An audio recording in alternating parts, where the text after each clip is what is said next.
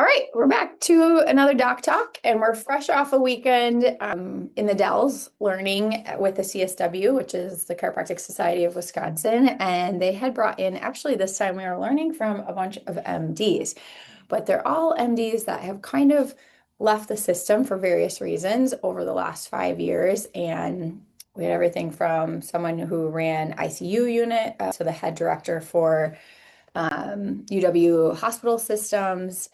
And I don't know, what was Dr. Cole? He was something different. And then a cardiologist. Yeah. I think Dr. Cole was running one of the most advanced research labs, and then they pretty much made him forfeit his lab over for research based on what research he was doing. Yeah, it was But very interesting to hear from these folk.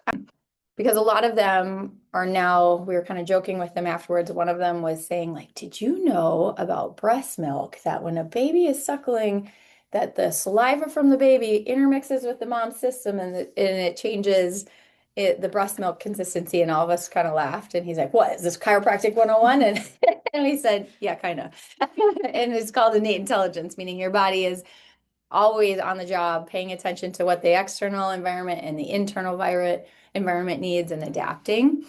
So it was just fun to hear how much we are actually having synergy in our conversations. And so what we wanted to chat about today is a couple of the different speakers were talking about how important being in the natural world is. And, you go on Amazon or your, algorithm, and it's, I don't know about yours, but mine is constantly trying to sell me like health hacks, I would call it, Yep. whether it's LED or not LED, but red light therapies or NAD supplements or different things for energy, essentially, and longevity and anti-aging. It's like it knows I hit 40 or something. And I say that just because a lot of people do struggle with energy levels, and a lot of people do struggle with poor sleep and feeling like they're fatigued all the time.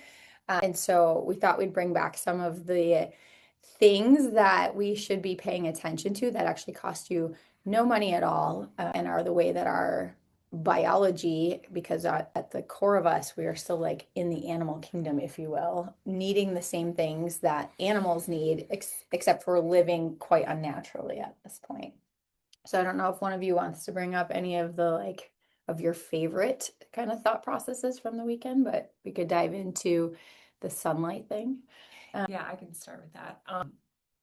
Dr. Ryan Cole, Yeah. that's his name. He was talking about the red light that we are supposed to be exposed to, and we're oftentimes exposed to non-natural light.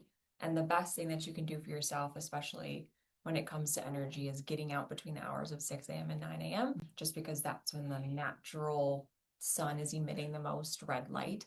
And that stimulates so many different things in the body.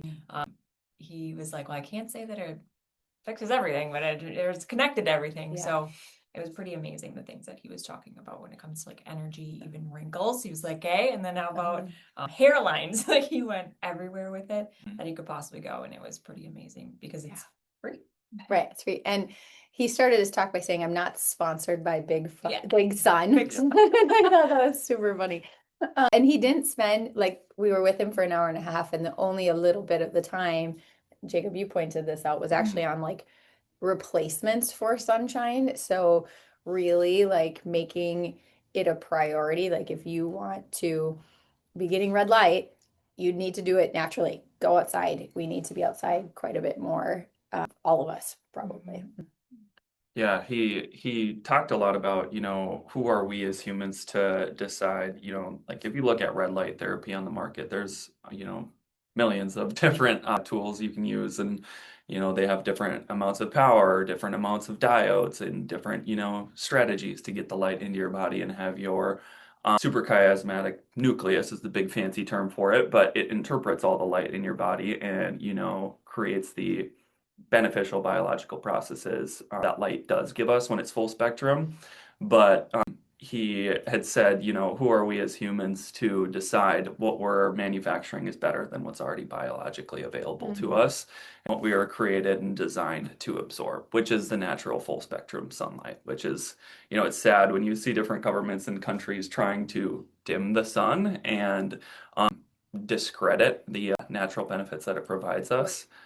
which that's a whole nother topic. But I thought it was very interesting as well that he had about an hour and a half talk, and I think he spent maybe 5 minutes on the actual marketing of red light and spent the other hour and 25 about talking natural sunlight, because it's always going to outweigh and outbenefit anything that would be man-made. Right. And if you think about it, we just in the last 100 years have, or 150, gone from being way more outside in probably our work and what we needed to do to feed our families to now some of us could be inside almost the entirety of our year, right? So unless we're being intentional and recognizing the benefits of being outside, you could go from being under fluorescent lights at your work to like just staying inside, being in front of the TV or different things on your phone. And he really talked about how like what's happened in even the light industry has really changed the spectrum of like what's coming at us from our lighting standpoint.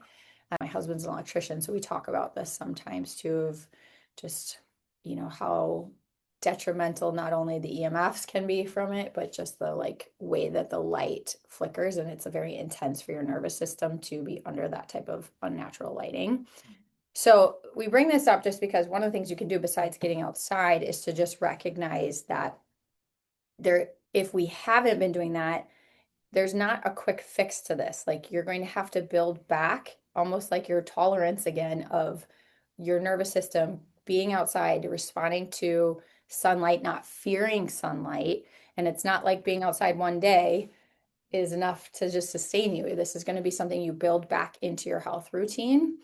And also he talked about that if you're getting that early morning sunlight, not only does it set you up to sleep better because your rhythm, your internal clock is getting set by that, but also your ability to tolerate the sun, meaning like the dosage of how much sunshine you're getting without having to put sunglasses on or things like that. Because I noticed it with my kids, if they've been inside all winter, all of a sudden we're out in the sun and they're like, my eyes hurt, or, it's like because we haven't been in it. But our eyes need to take in that sunlight to then also help our melanin produce appropriately so that our skin is actually responding to the correct amount of UV that we're getting. Which again, none of us have been taught this generally, that like when we wear sunglasses, we actually sort of work against ourselves. Right. I don't remember. Was it Dr. Cole that also talked about the getting in contact with the earth, or was that a difference? It was Dr. Yeah. So one of the things he brought up, and I'll come into the grounding part in a minute, was also that our bodies are electrical, which hopefully you've heard that from us as well, as we're talking about the nervous system and why we want to support the brain and the spine and how the circuitry is running through your body. But it also emits light, right? So that's the other part that, again, you don't really think about your body as glowing, but we have an element of us that is taking in the light as well as creating light. And I think it's called the piezoelectric effect or something like that, which in chiropractic, the root core of the words in the language, you hear us say, like when the body's imbalanced in the nervous system, we call that a subluxation. That word actually means less light.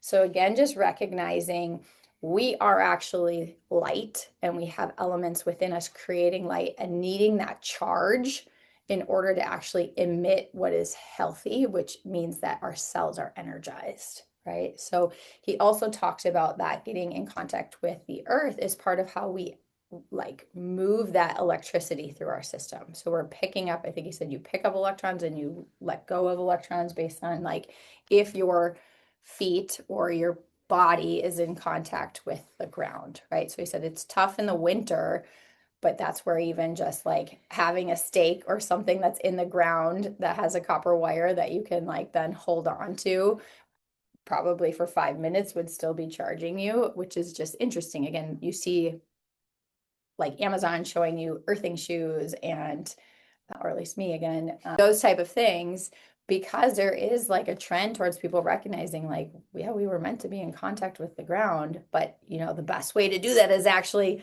get in contact with the ground. Like take your shoes off, go sit on the earth, get outside while you're getting your sun, those type of things. So yeah, for sure. I'm gonna switch gears because I heard Lona just talk a little bit about energy, right? And we're beings of energy, we're beings of light, right? And a lot of us, I think, can agree that we see a lot of people that come in the office and they just have chronic fatigue or they're tired all the time. I get 8 hours of sleep. I still feel like I'm waking up tired, or I can't even get through the day without drinking X amount of caffeine. Trust us, we drink caffeine too. We're not perfect, but a big thing in energy and sleep, that's more of a buzzword, I feel like almost nowadays, is melatonin. And a lot of us know that melatonin, helps us get to sleep. It helps regulate our primary stress hormone, cortisol, and it's stored within the pineal gland of our brain. But a lot of us don't know that that's like 5% of what melatonin does.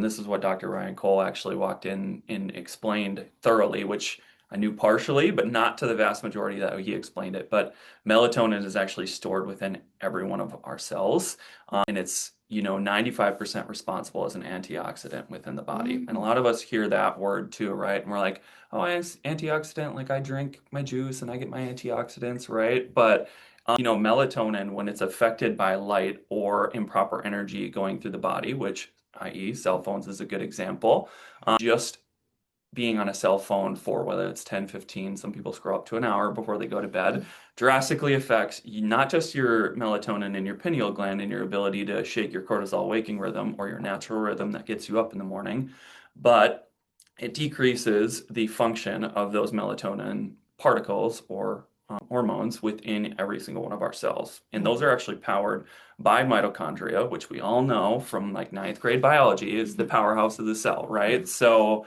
if that is not powering our body's natural ability to fight infection, to fight, dis-ease, our bodies are going to get chronically fatigued, we're going to be tired, and we're going to be in this never-ending cycle, right? So it's just important that we're creating strong and healthy and repetitive sleep habits. We're all not perfect, so don't beat yourself up if you're on your phone for 5 minutes, but just decreasing that amount or setting the tone for getting to bed will always set the tone for your next day if you're creating healthy sleep habits and just trying to decrease the amount of negative spectrum light, which is primarily blue light at night. And he did say you need some blue light, but again, is it coming from what is naturally occurring versus an hour and a half of it right before bed when you really don't want that being what's stimulating you? For sure. Yeah, I would say, it's definitely all about timing, just kind of like how Cami said, getting that full spectrum of that red or that amber light within that 6 to 9 in the morning time frame. There's not a hard and fast rule. Like if you get up at 8 and you only got like an hour, like don't beat yourself up. It's always better than you slept through and then you rushed into the bathroom and you were on your phone and then you jumped in the car where the windows are blocking the natural full spectrum light, right? So anything is always going to be better than nothing as long as you're making strides towards health as opposed to strides away from it. That's always, so don't beat yourself up if you feel like you're not doing it all perfectly. So is there any action step for yourself that from this weekend you were like, I got to do this more or I got to do this less? Cami, I'm going to ask you that first. Last summer, I got into a really good routine of making sure that I get out like right when the sun was rising and going for a walk. And I could feel the difference. And then come winter, you're like, "Burr, it's cold. I want to sleep." Yeah. So it just, as the sun is starting to come up more and more, I definitely am like, yes, now I feel very affirmed that I'm doing the right thing in the morning. Yep, that's a good one. I would say not hitting the snooze button. It's, that's a tough thing to do, right? And I'm definitely not perfect at it either. But the more we get up as soon as either the alarm goes off or if your body is in natural, rhythm, you should wake up before the alarm even goes off, right? Because your body's consistently used to waking up at this certain time. Just getting yourself out of bed. A good habit a mentor told me once was, put your phone at inaccessible reach because it's so easy to grab that thing when you wake up in the morning because you're like, okay, what's going on? What did I miss? What do I have to attend to? And if you have to physically get up out of your bed, you then have to make an active choice to get back into bed. If you're doing that, and that your own, guilt complex will fight against that. The more you, repeatedly stay out of bed, right? So I think that's just an easy thing that I continue to work toward too. Yeah, I mean, I just like how much it just reaffirmed like things we know, but that we cannot necessarily replace them by device hacks, right? So, when I think about let's say someone in our family is off, like I have two kids that are 5 and 10, just like how important it is for them to be outside. Who cares if they have shoes on, running around, doing that, and they're going to sleep better. Therefore, the whole family is going to get better sleep. Just wanting to keep it simple. And that's what I really enjoyed this weekend is, for the most part, everything they said were the simple things, but we've taken them for granted, partly because we're indoctrinated with other messages that if we are living more closely to what we'd expect of an animal, we are likely getting the benefits of more energy, better sleep, more vitality, which again, most of this is free. It's just doing it and consistently doing it. So I think the consistency piece, and then also like getting more, I don't know what the right word is, disciplined in the winter to do the things that would create grounding, because it is a little more inaccessible at that time. And so still recognizing how important it is.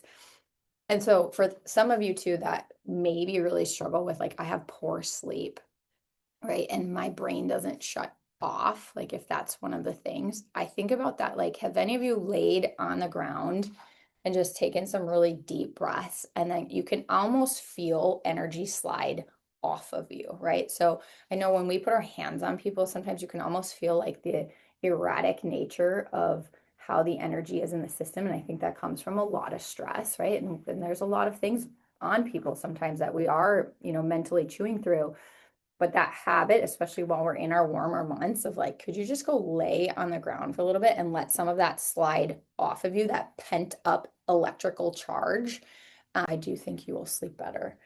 So that would be an easy thing to get in the habit of, like, okay, after dinner, I go outside, I sit on the ground, and I let some of this just go. And then I don't go pick my phone back up and pick up the problems of the world, so that my brain can have a better chance at potentially turning off before bed. All right. We'll see you on the next one.